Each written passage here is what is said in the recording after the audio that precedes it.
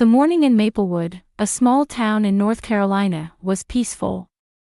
Melissa Wilson took a sip of coffee before putting on her pharmacy coat, squinting at the autumn foliage visible through the window in her backyard. The golden fall sunlight gently touched her brown hair. "Caitlin, breakfast is ready," Melissa called toward the stairs. "You'll be late." Footsteps could be heard from upstairs, and 16-year-old Caitlin came running down. Her long blonde hair was neatly styled despite the morning rush, and her uniform blazer was perfectly ironed. "Morning, Mom," Caitlin kissed her mother's cheek and reached for the toast and orange juice on the table. "Has Dad already left?" Melissa hesitated for a moment, then smiled lightly. "Yes, he said he had an early meeting. He seemed to have worked late last night, so I let him rest this morning." Caitlin didn't say anything, but her blue eyes reflected doubt. She had recently begun to notice the tension between her parents. Melissa didn't miss her daughter's expression. She came closer and placed a hand on Caitlin's shoulder. "It's all right. Dad's just busy.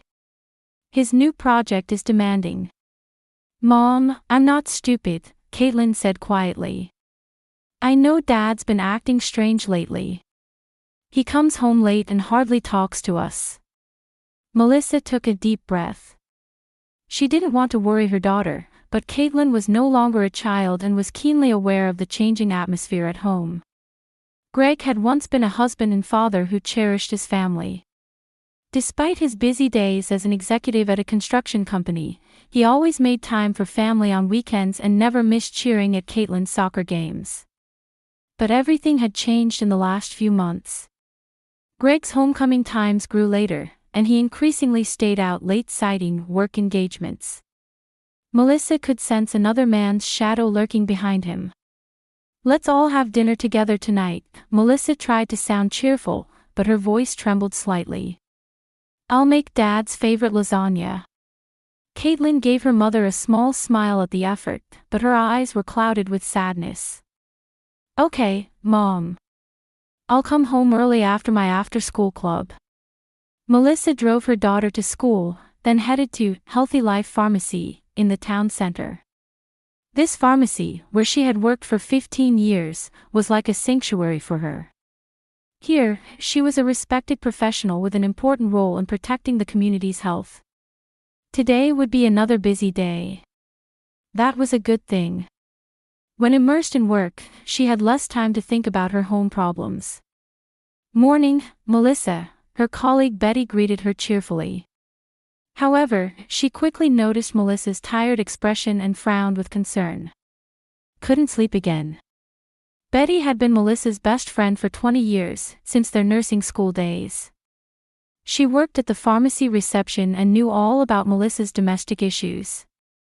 "Yes, a bit," Melissa answered while putting on her white coat. "Greg was late again last night. He came home at 3 a.m. smelling of alcohol." Betty made sure no one was around before lowering her voice. "Melissa, you really should confront him. You can't keep going like this." Melissa shrugged slightly while organizing prescriptions. "I'm afraid," she admitted her true feelings for the first time. "If he's with someone else." Her words caught in her throat. "You're a strong woman, Mel," Betty looked at her friend with serious eyes.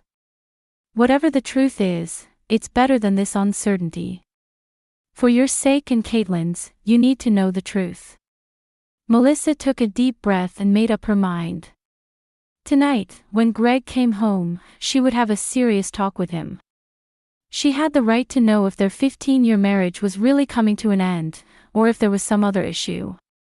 The day at the pharmacy passed quickly, and Melissa finished work at 5 p.m., stopping by the supermarket to buy ingredients for lasagna. On her way home, she called her husband. "Greg, what time will you be home tonight?" She tried to sound cheerful. Not sure," Greg's voice sounded distant, with men's voices audible in the background. "I have a meeting with an important client. Might be late." Melissa couldn't hide her disappointment. "Please, Greg. For Caitlin's sake. We haven't eaten as a family lately. There was a long silence on the other end of the phone, and finally Greg answered. I'll try, but I can't promise. After hanging up, Melissa gripped the steering wheel tightly. She felt something breaking irreparably inside her. Just then, her cell phone rang, displaying an unknown number. Answering, she heard a young woman's voice. This is St. Mary's Hospital. Your daughter, Caitlin Wilson, has been in a traffic accident. Could you come right away? Deciding she wasn't in a state to drive, Melissa called Betty. Her voice shook, and she could barely form words. But Betty understood the situation and said, I'll come get you right away, don't move. 10 minutes later, Betty's car slid to a stop in front of Melissa's house. Melissa was already waiting at the doorstep, her face pale and her eyes filled with fear. Caitlin is. She could barely squeeze out the words. It's okay, Mel. Betty grabbed her shoulders, trying to calm her. We're going to the hospital now. Take a deep breath. On the way to St. Mary's Hospital, Melissa called Greg's cell phone several times, but got no answer. He's not picking up, she clutched her phone with trembling hands. My daughter's been in an accident, and he won't answer his phone. Arriving at the hospital, a nurse from the emergency department was waiting for her. Mrs. Wilson, this way please, she guided Melissa with an efficient but compassionate manner. Your daughter is currently undergoing diagnostic tests. The doctor will speak with you shortly. Though told to sit in the waiting room, Melissa couldn't stay seated. She paced back and forth, looking out the window and repeatedly calling Greg. On the 6th attempt, her husband finally answered. Melissa. Greg's voice sounded somewhat irritated. I'm in a meeting. Greg, listen. Melissa practically shouted. Caitlin's been in an accident. I'm at St. Mary's Hospital now. She's in critical condition. There was a moment of silence on the other end, and then came words she would never forget. I can't come right now. Greg's voice was cold and indifferent, with music and laughter audible in the background. I'm in the middle of an important party. I'll come later. A party? Melissa said in disbelief. Greg, do you understand? Caitlin, your daughter, has been in an accident and needs surgery now. I got it. Greg's voice showed no sign of panic. But I just can't get away right now. I'll be there in 2 hours. 2 hours. Melissa's voice shook with despair and anger. Are you insane? But there was no reply. Greg had already hung up. Melissa nearly collapsed, sinking into a nearby chair. Her hands were shaking, and tears streamed down her face. Betty put an arm around her for support. He's not coming, Melissa said in a trembling voice. Says he can't because he has a party. Anger flashed in Betty's eyes. What is that man thinking? At that moment, a doctor in a white coat approached them. Mrs. Wilson, he looked at Melissa with a calm but serious expression. I'm Dr. Martin Reed, your daughter's attending physician. Melissa stood up, desperately clinging to the doctor's words. Caitlin. How is she? Your daughter has suffered multiple injuries, Dr. Martin explained calmly but compassionately. A broken left arm, fractured ribs, and most concerningly, head trauma. The CT scan shows signs of intracranial bleeding. She needs immediate surgery. Melissa turned pale. Will she survive? It was the only question she could ask. Dr. Martin looked straight into her eyes. We'll do our best. Your daughter is young and healthy. That's in her favor. But honestly, the situation is serious. You need to sign the consent form for surgery, a nurse brought the paperwork. Your husband. He can't come, Melissa said. As she spoke those words, something broke definitively inside her. I'll sign it. While signing the consent form, Melissa vowed she would never forget this moment. When her daughter's life was in danger, her husband chose a party. The truth about her marriage had never been clearer. "The operating room is ready," the nurse announced. "Would you like to see your daughter before surgery?" Melissa nodded and, with Betty's support, headed to the treatment room. There she saw her daughter surrounded by tubes and machines, her bloodied blonde hair stuck to her forehead. Caitlin's face was swollen with bruises, and her left arm was in a temporary cast. She was unconscious, breathing shallowly. "My baby." Melissa took her daughter's hand and kissed it with trembling lips. "Mommy's here. You're strong, so hang in there. Please." As the nurses began to move Caitlin to the operating room, Melissa had to let go of her daughter's hand. In that moment, all her emotions overflowed: anger, fear, sadness, and determination. "How long will it take?" she asked the doctor. "At least 4 hours," Dr. Martin answered. "We'll do everything possible. I promise." As the operating room doors closed, Melissa and Betty returned to the waiting room. Melissa sat on a bench and covered her face with her hands. "I will never forgive him," she said quietly. "Never." Betty embraced her friend's shoulders. "Let's just think about Caitlin now. She's a strong girl. She'll pull through." 2 hours after surgery began, Melissa called Tom Jenkins, an attorney. He was a longtime family friend and someone Melissa trusted. "Tom, I want a divorce," she said in a shaking voice. "Can we meet as soon as possible?" "Of course, Melissa." Tom sounded surprised but quickly returned to his professional tone.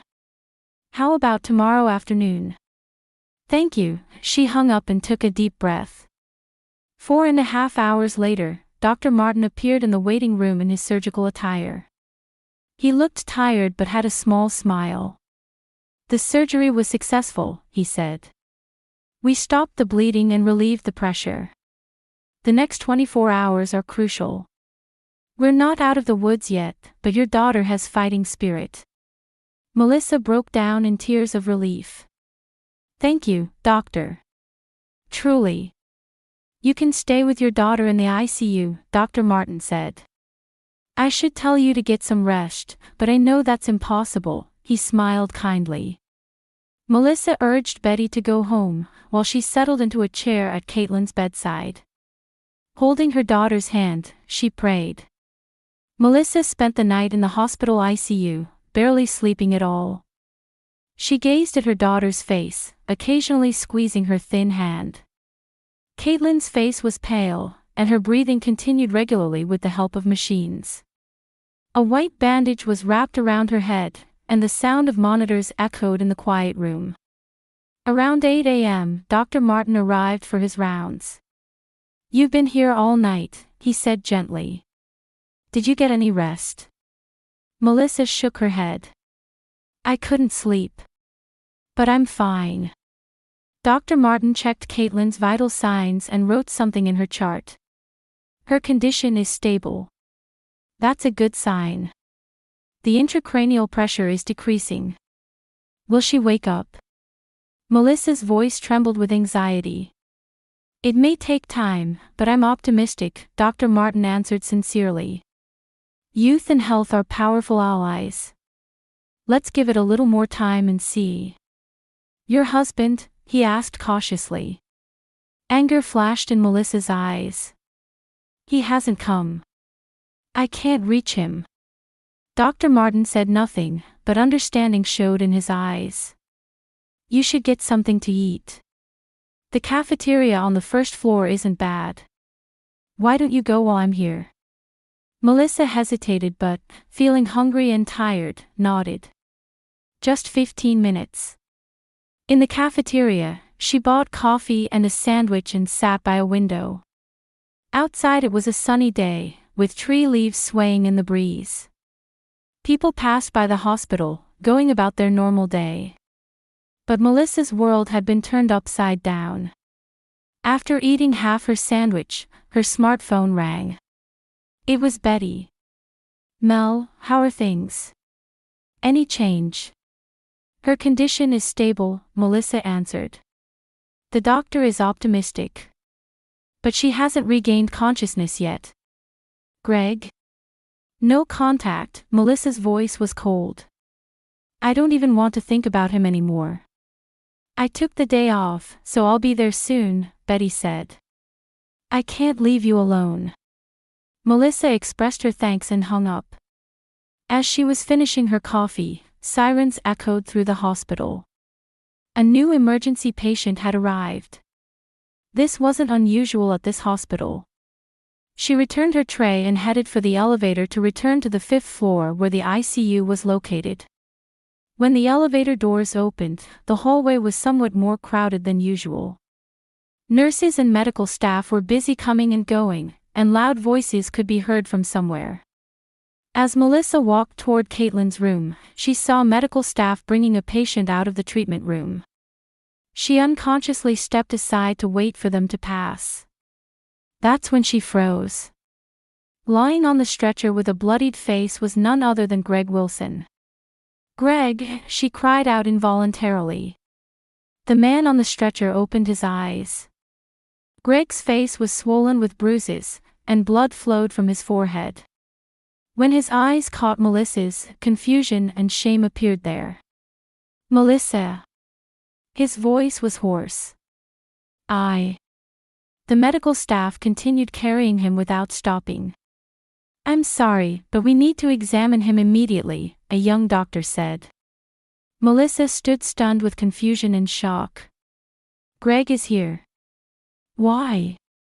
Is that man your husband? One of the nurses came back and asked. Yes, Melissa finally answered. What happened? A traffic accident, the nurse said matter-of-factly. According to police, there's suspicion of drunk driving. Melissa was speechless. She couldn't understand what was happening. She slowly returned to Caitlin's room. There was no change in her daughter's condition. About an hour later, footsteps were heard in the hallway, and Dr. Martin stopped. Mrs. Wilson, could we talk for a moment? His voice was more tense than usual. Melissa whispered, I'll be right back, to her daughter and stepped into the hallway. 2 police officers in uniform were standing a short distance away. Dr. Martin led Melissa to a quiet place, looked around, and began speaking in a low voice. Mrs. Wilson, your husband's arrival is not a coincidence. Melissa frowned. What do you mean? The doctor took a deep breath. According to police information, your husband's car was spotted near the scene where your daughter had the accident yesterday. Surveillance camera footage has been confirmed. Melissa was speechless and leaned against the wall. What? What are you saying?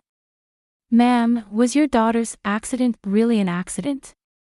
The police are now investigating it as a hit and run. And, it's been confirmed that your husband was with another woman last night. Melissa's legs wobbled, and the doctor supported her. Let's sit down, he guided Melissa to a nearby chair. I can't believe it. Melissa finally spoke. Greg? To Caitlin. The police are investigating everything, Dr. Martin said quietly. It seems your husband wasn't driving himself. However, the police believe there's a high probability that he was at the scene, or nearby, at the time of the accident. One of the police officers approached. Mrs. Wilson, may I speak with you? Melissa vaguely nodded. The officer sat down in front of Melissa and opened his notebook. I'm Detective Johnson, he introduced himself calmly. I'm sorry to bother you at such a difficult time. May I ask you a few questions? Melissa felt like she was in a nightmare, but she began answering the officer's questions. Detective Johnson proceeded carefully. Where did your husband say he was yesterday evening? He said he had work, a meeting with a client, Melissa answered. But when I called him, I could hear music and laughter in the background. It sounded like a party. Has there been any change in his behavior recently? Yes, Melissa gave a bitter smile. He's been spending less time at home, coming home late citing work. And he's been smelling of alcohol more often. The police officer nodded quietly while taking notes. Have you ever heard of a woman named Diana Morris, who is close to your husband? Melissa lost color in her face. No. Who is she? She's an accountant who has been working at your husband's company for about 3 months. She's 27 years old, the officer simply stated the facts. She is currently on the run and being sought. What? Melissa was confused. What do you mean? According to testimony, your husband and Ms. Morris were having a heated argument last night. They got into a car, with Morris driving, and left. About an hour later, that car was involved in an accident at another location. Your husband was thrown from the vehicle, and Morris fled the scene. Melissa held her head. This is insanity. The police officer looked at her with sympathetic eyes. Our assessment is that your daughter was the victim of a hit and run, and the suspect in that hit and run is Diana Morris. And, he continued, choosing his words carefully, we are investigating the possibility that your husband knew this fact and helped her escape. Tears welled up in Melissa's eyes. Anger and sadness mingled, and her body trembled. My daughter, and my husband. I can't believe it. Dr. Martin placed a hand on Melissa's shoulder. If there's anything I can help with, just say the word. Melissa wiped her eyes with a handkerchief and steeled her resolve. I'm here for my daughter. As for my husband, he no longer matters. Her words carried a coldness and determination she had never shown before. She knew she had crossed a point of no return. As she returned to her daughter's bedside, Melissa thought, when this nightmare is over, we'll start a new life. The hospital chapel was quiet. The afternoon light streaming through the stained glass windows gave the space a mystical atmosphere. Melissa sat alone in the front row on a wooden bench, neither praying nor just staring ahead. Her heart was filled with confusion and anger, but her expression was strangely calm. Mel. Betty's voice broke the silence. As Melissa turned around, her friend stood there with a worried expression. Betty immediately sat down beside her and silently put an arm around her. The two didn't exchange words for a while. I heard everything from the police, Betty finally said quietly. I can't believe it. Melissa slowly raised her face. There were no tears in her eyes, only deep sadness and fatigue. Betty, what did I miss? I lived with that man for 15 years and never knew the real him. This isn't your fault, Betty said firmly. Caitlin has woken up, Melissa suddenly changed the subject. She can barely talk yet, but she responded when I called her. The doctor says it's a good sign. That's wonderful news. But, Melissa's voice trembled, she doesn't know the details of the accident yet. What her father? She choked on her words and took a deep breath. Betty silently squeezed her friend's hand. At that moment, footsteps could be heard from the hallway, and attorney Tom Jenkins entered. Melissa, he greeted her quietly. Do you have time to talk? Melissa nodded and stood up. Betty, could you stay with Caitlin for a bit?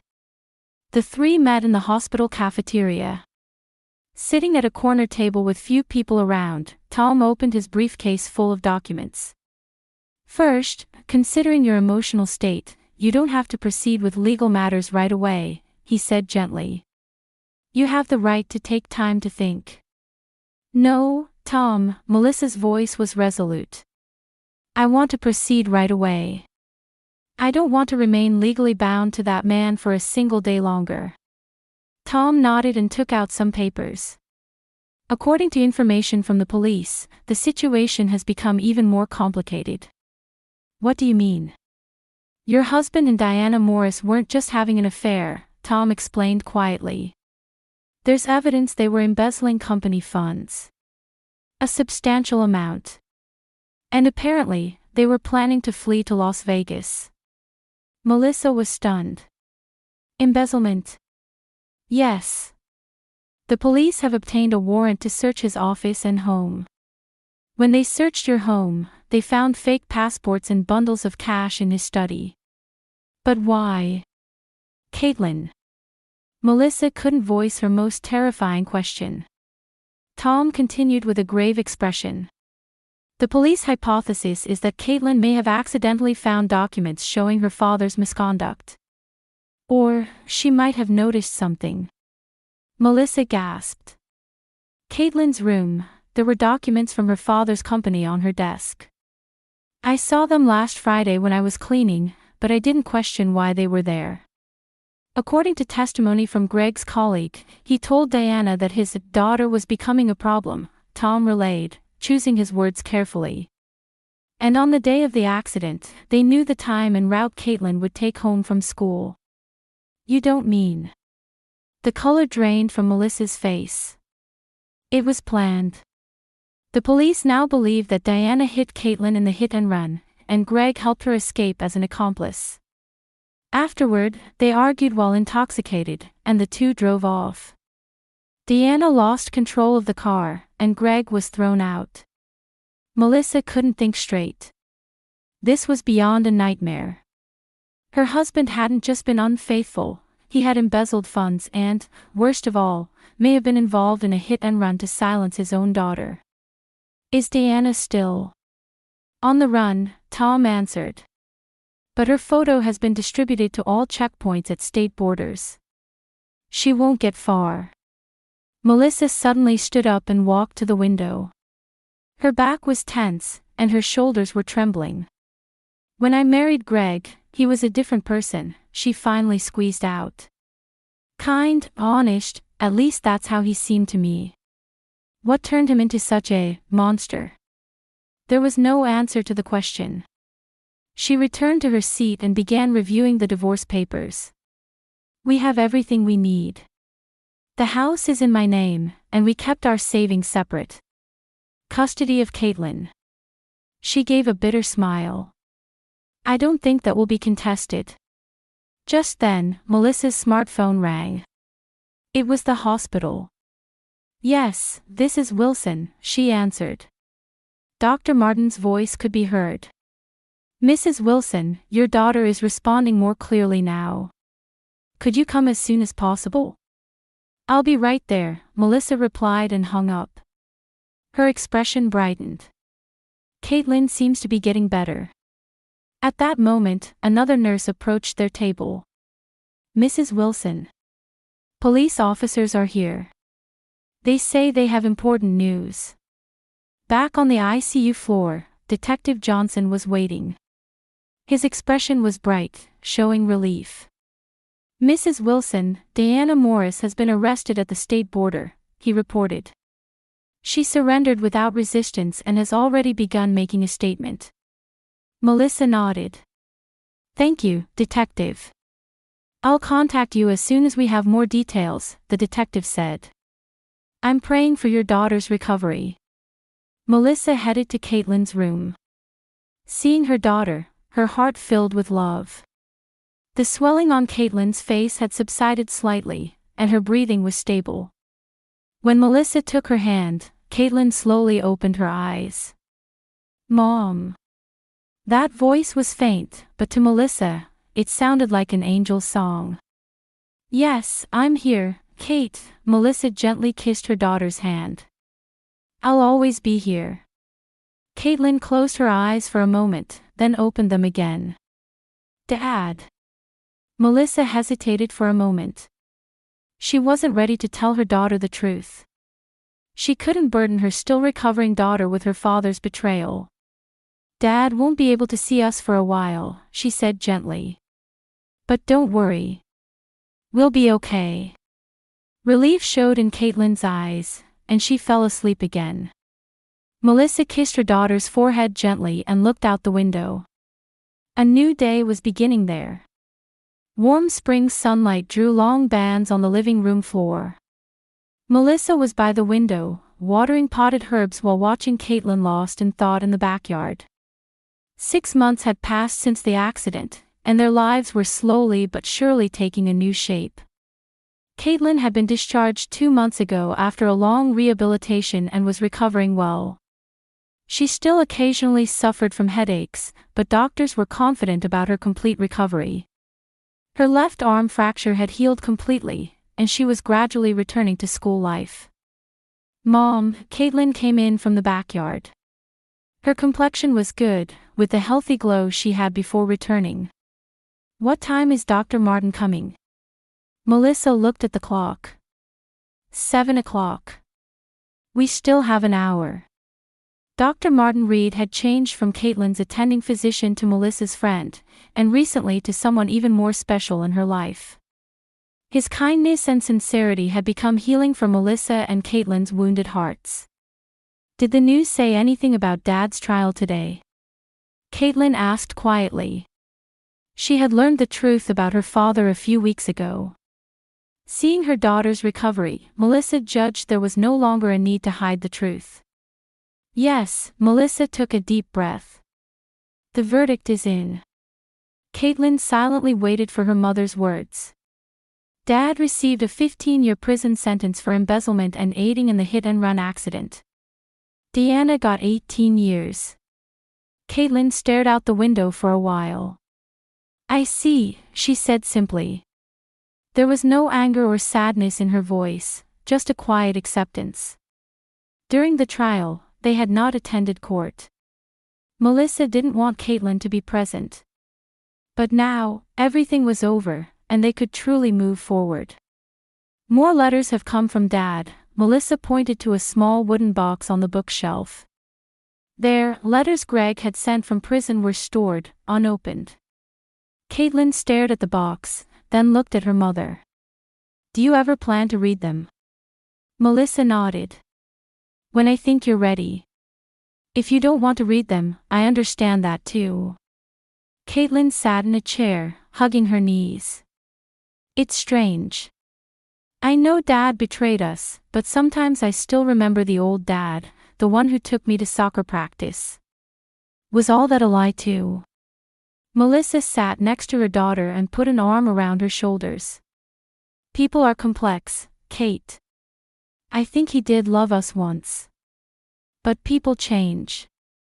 Sometimes they give in to temptation and choose the wrong path." The two sat in silence for a while. Eventually, Caitlin said, "I want to read Dad's letters." Though surprised, Melissa took the box, pulled out the first envelope, and they began reading it together. It contained words from Greg acknowledging his crimes and expressing deep regret. He wasn't asking for forgiveness. He probably knew he had no right to ask for that. There was only a wish that they know the truth.